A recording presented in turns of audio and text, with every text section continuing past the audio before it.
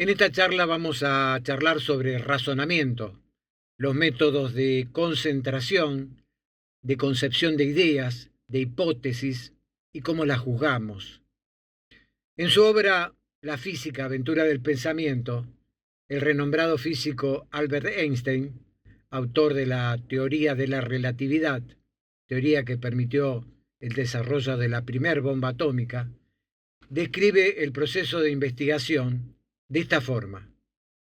En muchas novelas de detectives, desde la aparición de Conan Doyle, creador de Sherlock Holmes, hay un momento en que el investigador ha reunido todos los datos que considera necesarios para resolver una parte de su caso.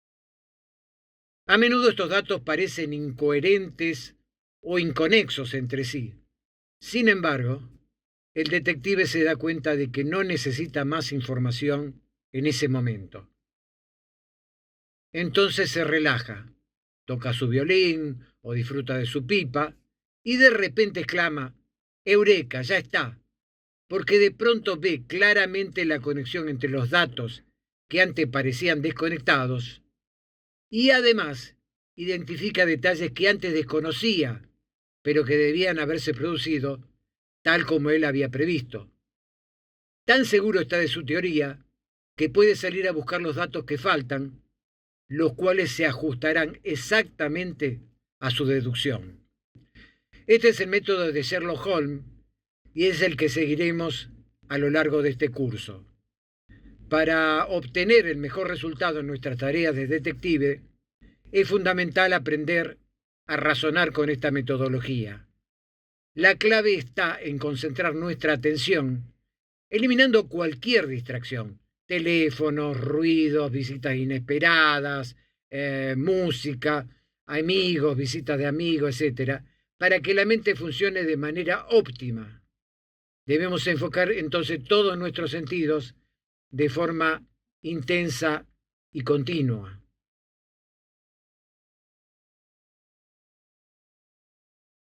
Para poder llegar a concentrarse en algo, es requisito previo tener interés en ello. De ahí que debemos primeramente saber qué es lo que nos interesa descubrir. Para ello, debemos formularnos previamente una docena o más de preguntas relacionadas con el caso y analizarlas independientemente hasta saber en concreto cuál es el fin que perseguimos en la investigación. El poder de concentrar la atención existe en todos nosotros, en mayor o en menor grado, pero solo ejercitándonos podremos llegar a dominarlo, logrando así que la mente obedezca rápidamente y en forma eficiente a nuestra voluntad de concentrarnos en algo determinado, ya que solo a través de un ejercicio continuo podremos lograr la educación mental apropiada.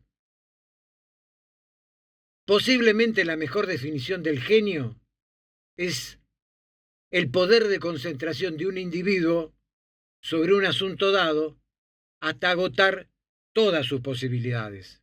Esta es una frase de un tal Simpson que puede ser aplicada a nuestro tema, puesto que tanto más éxito va a tener nuestra labor detectivesca y tanto más lograremos sobresalir en nuestra profesión, cuanto más logremos desarrollar esta facultad mental. Pero, ¿cómo lograrlo? Analicemos el proceso. Todo ser humano tiene un cerebro que es capaz de concebir ideas, de crear ideas, en una palabra. También ese cerebro tiene la capacidad de estimar las ideas, es decir, de juzgarlas. Desgraciadamente, en la mayoría de las personas, esas dos cualidades del cerebro están tan entremezcladas que encontrar una idea y analizarla simultáneamente, hallándole su pro y su contra, es lo corriente, lo que dificulta mucho la prosecución de la creación de nuevas ideas.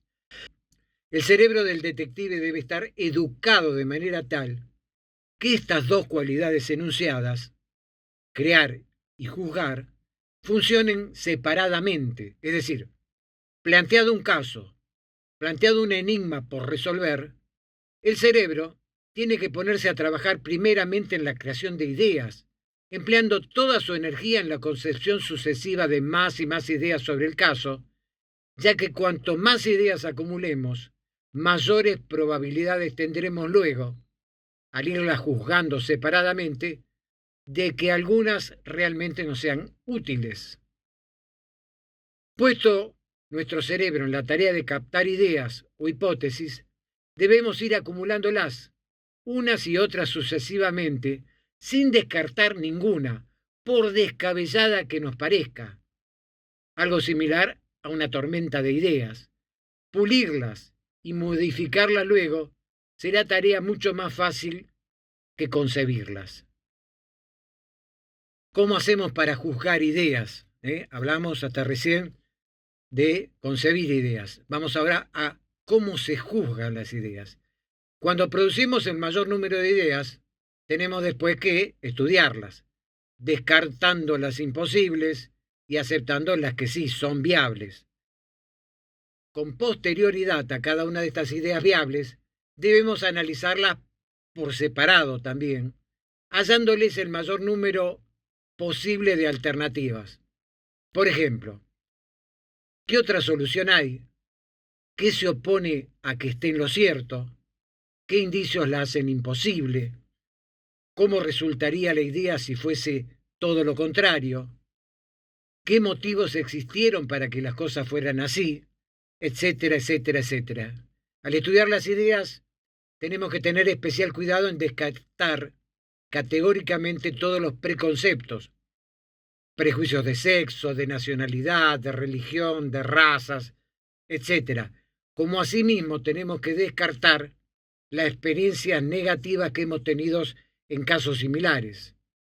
Tenemos que razonar también teniendo en cuenta si determinado indicio o pista ha sido provocado intencionalmente, si nos están plantando pistas o indicios para generar en nosotros la idea que se nos acaba de ocurrir.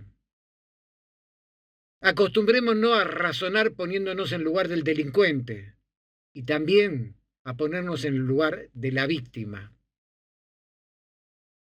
Nos preguntamos con respecto a qué es la atención. Algunos alumnos se preguntan, al escuchar los párrafos precedentes, ¿en qué consiste específicamente la atención? A ellos les decimos, la atención es la fijación o detención momentánea de la conciencia sobre algo determinado. Hay dos clases de atención. La primera está dirigida hacia el interior de nuestra propia mente, las ideas que tenemos, los recuerdos o conceptos mentales, y la segunda está dirigida a los objetos visibles que están afuera de nosotros. Los dos tipos de atención. Dirigida a uno mismo, dirigida al exterior. Desde otro punto de vista podemos clasificar en atención involuntaria que es la atraída por alguna impresión que nos llega a la conciencia, sin intervención de la voluntad, es decir, sin que uno se ponga nada de nosotros mismos, ya sea porque es un objeto novedoso, porque es insólito, porque es ridículo, y la atención voluntaria, que es la que dirigimos hacia algún objeto voluntariamente. Esta última atención requiere un esfuerzo. En ella interviene la voluntad y por tanto hay una determinación, un deseo, un fin. Esta atención es la que tenemos que desarrollar y la que más nos interesa a fin de lograr una eficiente educación mental del futuro investigador o detective. ¿Qué es la intuición? Corresponde a esta altura llamar la atención sobre esa cualidad del cerebro denominada intuición. La intuición no es una facultad excepcional. Por el contrario, es un poder normal de la inteligencia humana. Y sin que entremos en explicaciones científicas complicadas, que están ajenas al propósito de este curso, tendientes a determinar su verdadero origen y demás, podemos definirla diciendo que la intuición es la capacidad de pensar sin palabras. Es un camino abreviado hacia la verdad, sin recorrer las etapas del verdadero razonamiento.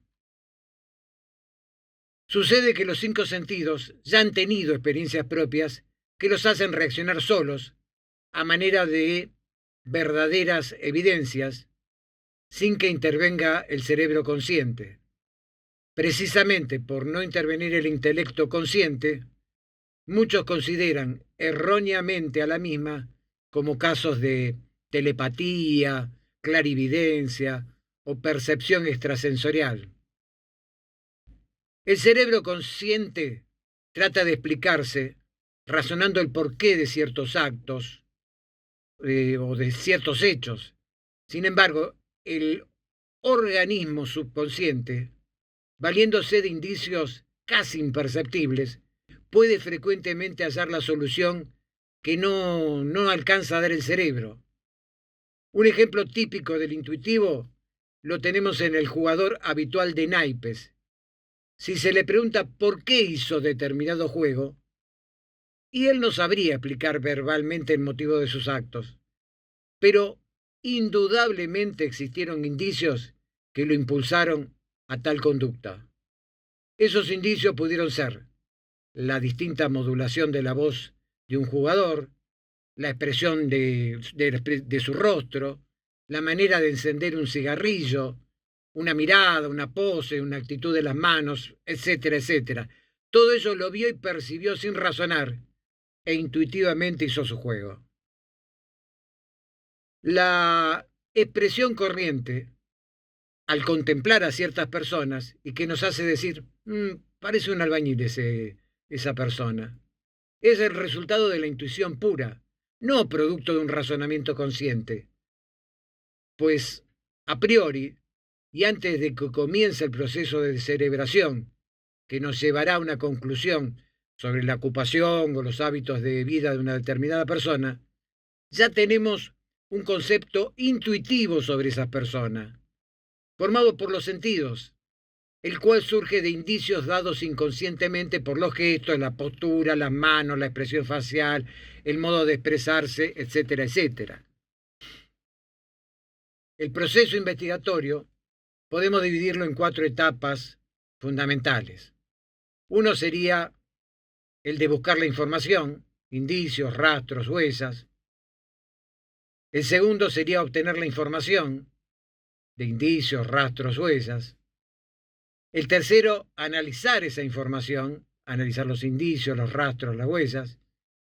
Y el número 4 es explotar, sacarle provecho a esa información de indicios, de rastros, de huellas.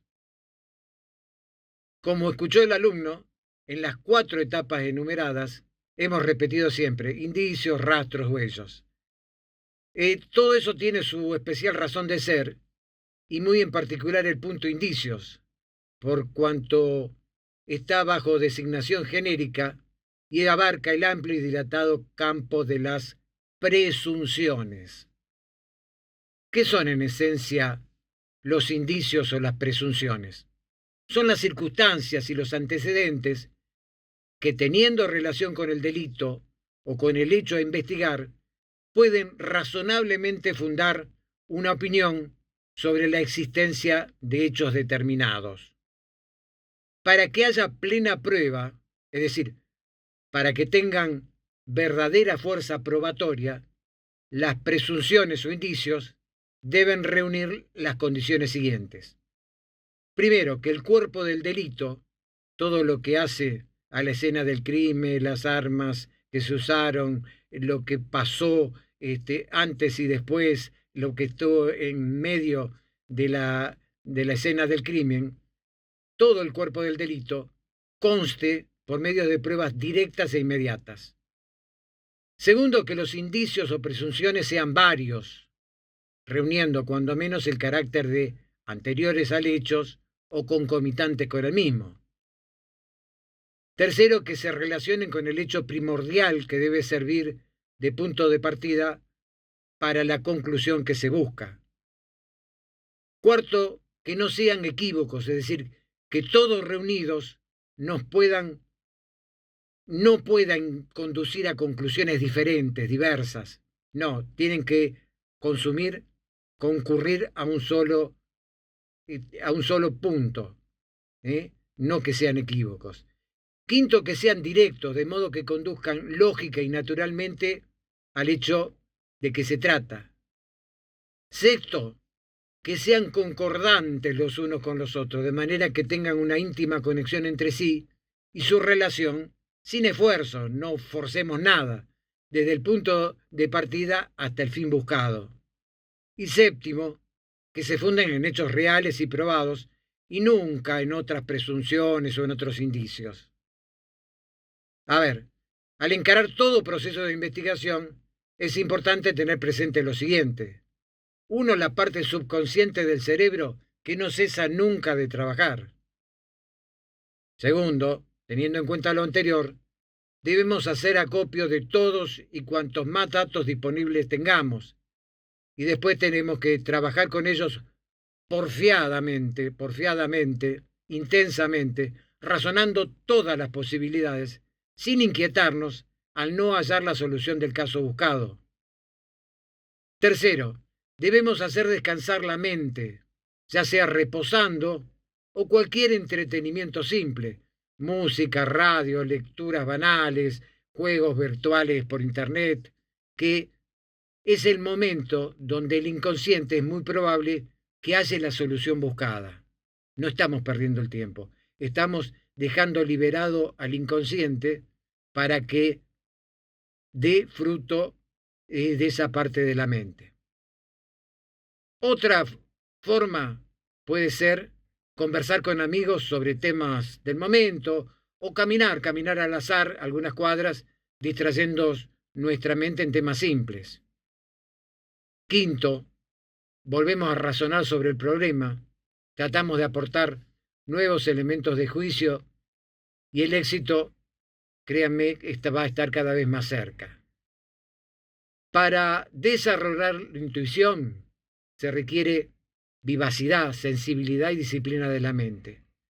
Un buen método para lograrlo es practicar acercándonos a la naturaleza, observar los hechos que habitualmente nos pasan inadvertidos, ahondar en ellos.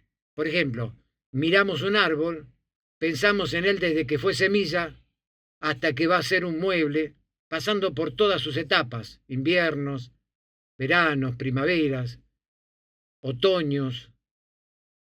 Ese es un método. Otro puede ser observar a alguien que está viajando con nosotros en un bus, en un colectivo. Miremos su ropa, sus gestos, sus manos. Intentemos deducir a dónde va, cómo vive. Pensemos en sus gustos y qué clase de persona es. Siempre hagamos ese razonamiento, ese ejercicio mental. Todo proceso investigatorio puede encararse utilizando los dos métodos clásicos de investigación. El método deductivo a base de raciocinio y el método experimental que es en base a indicios. El método de indicios ha dado nacimiento a lo que se llama policía científica o policía de laboratorio. El más leve indicio, la prueba más infinitesimal, no debe desperdiciarse, pues puede ser de un valor enorme. La policía científica nos dará los elementos o pruebas de cómo y cuándo se cometió el hecho investigado, y recién en ese momento van a ser la necesidad ineludible de recurrir al primero de los métodos nombrados, es decir, al método deductivo, al método que se basa en el razonamiento, el que nos hace aguzar el ingenio, el que nos obliga a concentrar la atención y llegar a la reconstrucción de los hechos. Para reconstruir los hechos, tenemos que orientarnos primeramente hacia la determinación del móvil, pudiendo definir el móvil como el impulso motor que condujo al autor del hecho a iniciar en su cerebro el proceso mental que lo llevó a la realización del mismo, a la realización del hecho delictual. Para determinar el móvil necesita uno pensar lo que pensó él o los autores del hecho motivo de la investigación, teniendo dada la circunstancia de tiempo, lugar, indicios, especial cuidado de no atribuirle un cerebro normal en todos los casos. Hay cerebros psicopáticos, hay cerebros psicóticos, donde el razonamiento lógico no es el que brilla. Es indudable que reunida una cierta cantidad de indicios, de presunciones, de hipótesis acerca de la forma en que sucedieron los hechos, que tratamos de investigar, resulta que estos o aquellos no reúnen los elementos necesarios para ser considerados válidos, por lo menos al 100%. Es decir, que estos indicios o estas presunciones no son muy precisos y concordantes entre sí. Pero sucede que en este momento comienza a funcionar un nuevo sentido, un nuevo impulso motor, un fuego interior que vamos a llamarlo corazonada, que, salvando raciocinios, ideas y conceptos, nos lleva a la solución total tan buscada. Esta corazonada, que en más de un caso da la solución completa de un trabajo, como por revelación espontánea divina, en realidad es la que desde un punto científico se la llama intuición, raciocinio no perceptible, porque como ya dijimos, es subconsciente, inconsciente. De ahí que consideremos de primordial importancia prestarle el máximo de atención a las corazonadas. No puede pretender el alumno en sus comienzos ser iluminado por las corazonadas, porque éstas no son el producto de una improvisación, sino de muchos años y años de experiencia acumulada y de ejercicios mentales orientados hacia los procesos deductivos o investigatorios. Siga la corazonada, no permanezca en estado de inercia, pues aunque ésta puede fallar, algún sedimento beneficioso le va a dejar. Y no olvide las frases de Sócrates. El conocimiento profundo y verdadero debe surgir del interior de uno mismo, a través de la reflexión y el razonamiento personal, ya que la experiencia no puede enseñarse.